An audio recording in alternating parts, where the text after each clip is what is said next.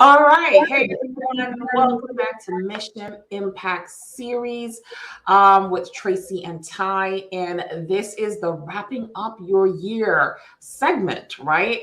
So last week we talked about highlighting your impact. This week we're going to talk about identifying areas of improvement. We just take the whole videos and cut them up. So yeah, that's why we look the same. Right? But this is coming out once a week. So take it easy. Those of you who are like, but wait, last week you guys are on that same thing. All of it in one segment, cutting it up. And so that's why we're saying this week, next week. Just for those people who are thinking about it. Because I know there's somebody. This is our uniform. Oh gosh, if you don't laugh, you end up crying. So we're gonna laugh. So this week we're talking about identifying areas of improvement. And guess what we're going to be talking about again? Data. Yeah.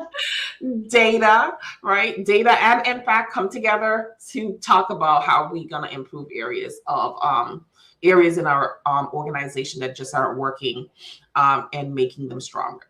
So if this is your first time here, my name is Tracy V. Allen. I'm the owner of TVA Consulting Group. I help social impact businesses design, build, and fund their social impacts. Their social ventures, right? Their social ventures to maximize their revenue and why can't I remember what I do? To maximize their revenue and impact their communities. So someone asked one time why I don't give myself a title anymore. And it's because I do a bunch of different things and I'm tired of titles. This is just what I do. So now you know what I do. I don't need a title to go along with it. You know what I do and who I help. And that's it.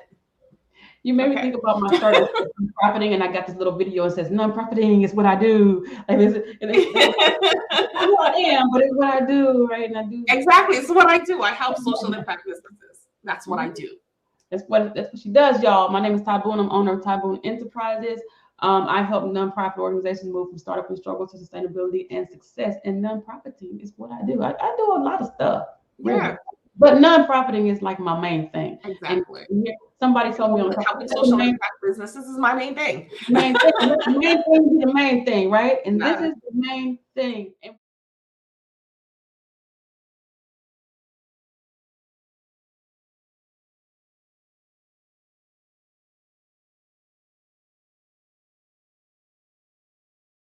Thing, and we can all use some improvement, which is why this is great at this time of year. And at this time of year, we always think about improvement, like New Year's resolutions. What should I do? I know all this stuff started back in June. Let's be honest. Yeah, in the summer when I thought I was not going to eat all the Cheesecake Factory, and then I said, you know what, I'm going to wait because my friend sent me like some little, my friend is you, sent me like all these cakes and stuff. And then I said, okay, well, I'm going to wait until after 4th of July. And then my birthday came, and then I went to Cheesecake Factory and somebody sent me some bundt cakes. And it's just not working. I'm not going to worry about it anymore, ever. Like, it's whatever. It is what it is. But we can all use some improvement in our businesses, in our personal lives, in our organizations. But having to identify what those areas are, I think that's the thing, because it causes us to stare in the mirror at what we have going on, right? It's like, ooh, this business is a whole fool. So this program is not working, or this person is not working, or this thing is not. Sometimes it's hard because you don't want to let go. And sometimes you don't have to let go. Maybe you have to restructure, rebuild, reevaluate, but the other option is letting go, and you're afraid of that one. And you're like, oh. It's that boyfriend or girlfriend that you loved more than they loved you. Right. And they wanted to let go, and you were like, no, I ain't going nowhere. Working out. What's that? I'm going.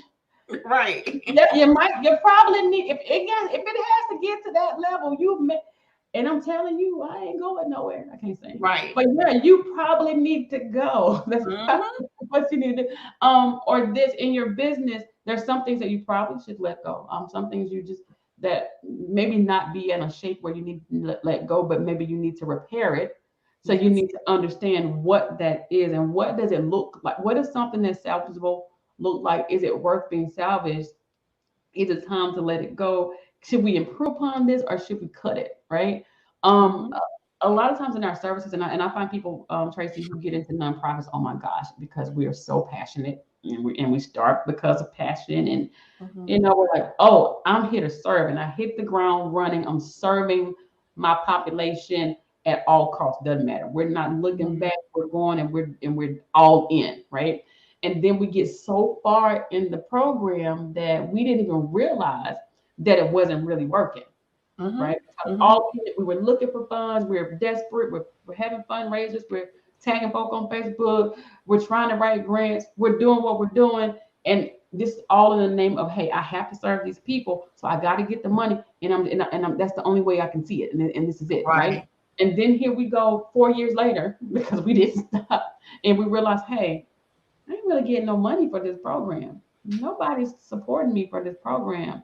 I'm doing all I think I should be doing for this program, and nothing seems to be happening. So either you stop right now and you reevaluate and you go, know what, it's just not working because I've done everything on my checklist and I've figured out that this is not working, or this is just not what I need to be doing right now for this organization. Maybe we should go on and develop something different. Right. That's a hard thing, especially when you've been doing it for so long and you've gotten attached to it, and it's become second nature to you. You get up and you're doing this thing, and then all of a sudden you realize, you know what? This is not benefiting the organization. This is not benefiting my business or whatever. So I may need to cut it. That's the hard thing. And how you know it's not benefiting is through the data. No money is being made. No impact is being created. And money is data. Money is data. How much money you got? Yeah. Numbers. Yeah, no money's been made and no impact is being created. And if we're being honest, we go through that in our businesses all the time, right? There's something I would put out and I think my thing is the bomb.com.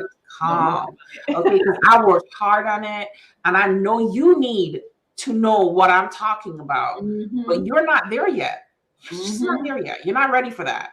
So no matter how much I try to put that thing to market, it's not going to sell because you're mentally not there. So what do I need to do? I either need to pull it from the market and just be like, okay, I'm never doing that again. Or I need to reshuffle, readjust, and I need to come back and I need to teach you why you need to buy this. So I need to create value behind the product or the service that I'm trying to sell to you. Program, product, service, it doesn't matter, that I'm trying to sell to you. So that is what we're talking about when we're talking about identifying areas of improvement, is looking at the data. If you're putting something on social media, whether you're doing a drop shipping or there's a program that you want somebody to buy into or whatever,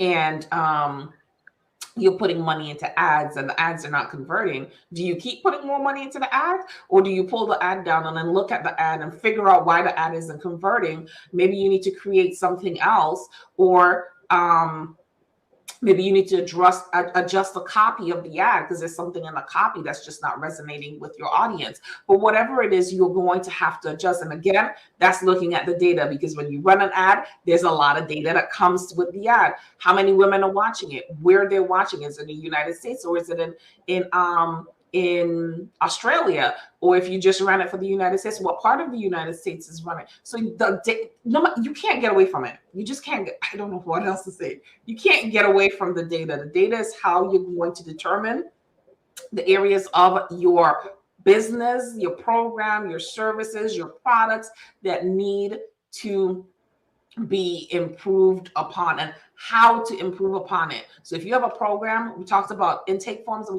we talked about exit forms. On that exit form, you should be looking at what people are saying about the program, and using that information to make your program stronger, so you don't keep getting that same negative feedback, right? To ignore that is stupid. I don't know what else word to use right now. Yeah, but to ignore that is stupid, because then you just keep making the same mistake and you keep getting the same outcome. And then no growth happens, right? So you have to look at the data, utilize the data, assess the data to make changes within your organization if your intent is to grow and to create impact.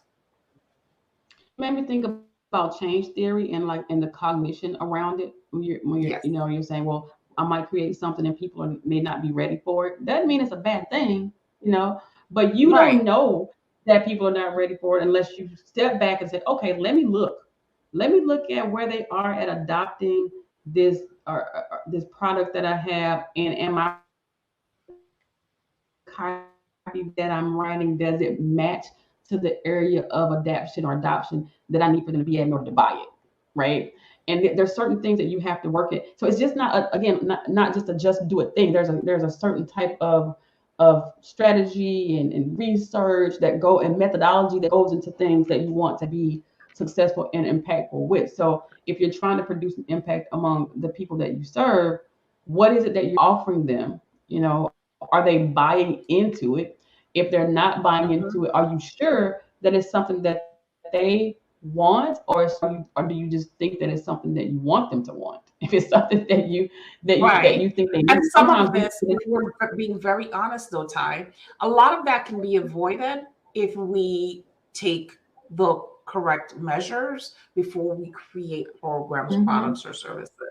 And that's doing surveys, surveying our audience to see what they want. Yes. That's why, again, I talk about survey questions are so important because you need to ask the right questions to get the answers that you're looking for. And you But have if to we ask them survey to the our right audience people. and we ask, I'm sorry?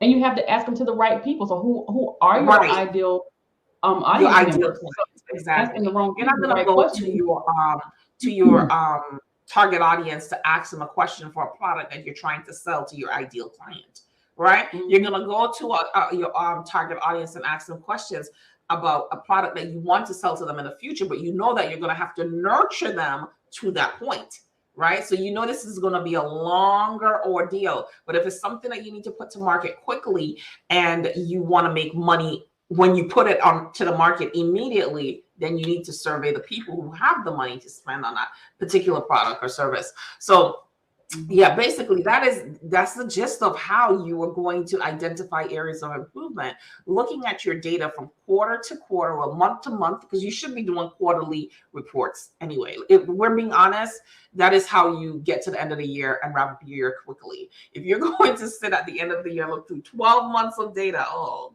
God, Lord help you, because I can't. You need to get it early, girl. Yeah. So you should really be looking at your data on a monthly basis, and utilizing that data every month to drive the next month. Yes, we make all these grand plans in the year, but the plans are fluid. If you don't remember anything else we say here, plans are fluid. They are not cast in stone. Okay, they change because people change. We don't stay the same. Your audience changes from time to time. Like we talked about, if the housing bubble happens, your audience is definitely going to be changed. You're going to have a lot more bougie homeless people than you had in the last 5-10 years, because these people are newly homeless. Why you got on Neiman's out there? You over here homeless? Yeah, because you know what? This is what happens. You understand what I'm saying? They're going to expect a higher level. They're going to question more. They're going to want more. So, you have to step up your stuff. So I don't want to go off on a tangent, but I noticed that a lot of people who deal with the homeless population, they don't have that system that we constantly talk about. They don't have the resources that go along with all of the other programs and services that they cannot provide for these homeless people. You are going to need to make those connections. If you're going to continue to work in this particular industry, you're going to have to look and identify the areas in your organization that need improvement, because People are going to expect that when they come to your organization, you're going to be able to hand walk them to an agency that can help them to find emergency shelter, that you're going to be able to hand walk them to an agency that is going to be able to give them first and last month's rent. You need to know these types of things. And I don't want to just pick on that industry, but it's the easiest one to make reference to because it is such a prevalent thing right now, right?